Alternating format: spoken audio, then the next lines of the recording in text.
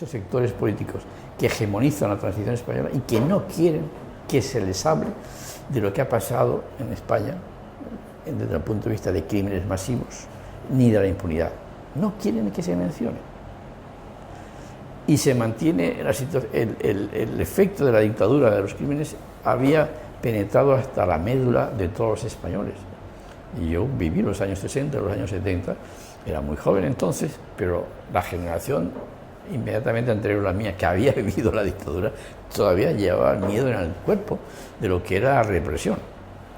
Por consiguiente, hubo pocos, si no ninguno, de las propias víctimas que se les ocurrió ir a los tribunales a pedir justicia respecto de las torturas que habían sufrido. Preferían no mencionarlo, entre otras cosas porque era un estigma social el aparecer públicamente como habiendo sido objeto de torturas, ¿no? El resultado fue que no hubo una movilización masiva en España en los años 80, en los años 90, a favor de acabar con la impunidad, exhibiendo públicamente los crímenes. La consecuencia de esa articulación de factores personales, institucionales, nacionales e internacionales en torno de lo que hay impunidad en España y de los crímenes cometidos en España es que el tema sigue abierto y no ha sido saldado, y la reconciliación nacional en España no se ha logrado al respecto. Y en cuanto uno rasca un poco en la actualidad más inmediata, en la España de hoy, el tema sale.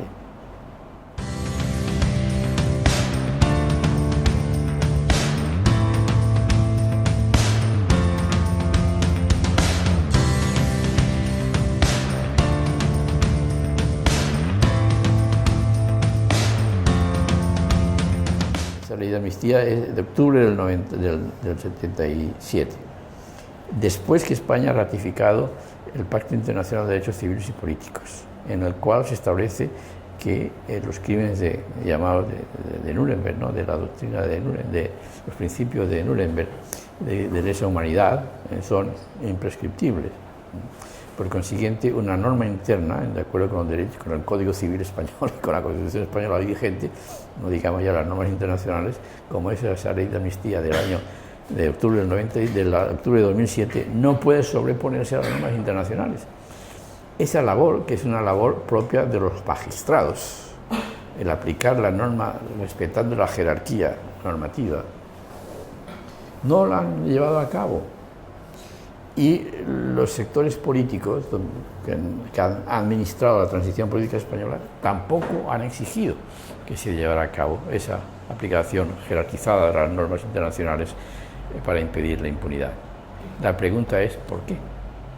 Y es muy interesante buscar la respuesta. Hablo de que la ley de amnistía, que en Chile está vigente y no se aplica desde que Pinochet fue detenido y regresó a Chile. La norma está ahí, no la han abolido, pero no la aplican en función de la jerarquía normativa que mencionaba antes. Esa misma jerarquía normativa existe en España, pero aquí los jueces y magistrados de la Sala Segunda del Tribunal Supremo han dicho que no se puede aplicar. Todos los jueces que fueron nombrados durante el franquismo tenían que jurar lealtad al caudillo y a las leyes fundamentales del movimiento, en cuyo nombre se cometían los crímenes. Esos jueces son personas dignas, que si juran, no van a faltar a su juramento, y por consiguiente estaban en situación de conflicto personal de intereses, de tener que aplicar unas normas internacionales, incluso nacionales, en contra de las personas que aplicaron los principios que ellos mismos habían jurado lealtad a ellos. Y esos jueces, así juramentados, controlan el Tribunal Supremo hasta bien entrados los años 2000. Cuando yo llevé el caso Negrín al Tribunal Supremo en el año 2008, 2009, 2010, y pedí a los jueces de la Sala Segunda del Tribunal Supremo que se abstuvieran de pronunciarse sobre los crímenes cometidos en España durante la dictadura del caudillo al cual ellos habían jurado lealtad por conflicto objetivo, aparente, de intereses, se negaron a abstenerse. Entonces utilicé el instrumento de la recusación, y recusando a a la mayoría de la Sala Segunda del Tribunal Supremo. Acudí al Tribunal Supremo en pleno y me encontré con que los 2/3 del Tribunal Supremo en pleno, la Sala artículo 51, había a su vez jurado lealtad, estoy hablando del año 2008-2010, lealtad al caudillo de los principios fundamentales del movimiento.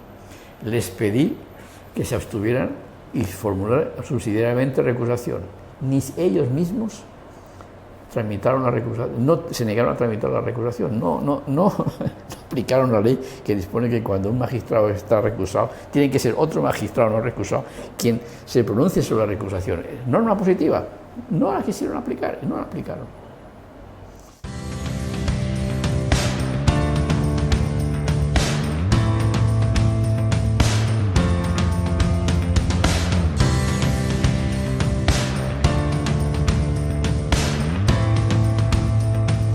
La reconciliación nacional, sí, indudablemente. La paz civil, sí, pero contribuye más a la paz civil y a la reconciliación nacional la impunidad o el restablecer el derecho que estaba vivo mientras estaba siendo violentado.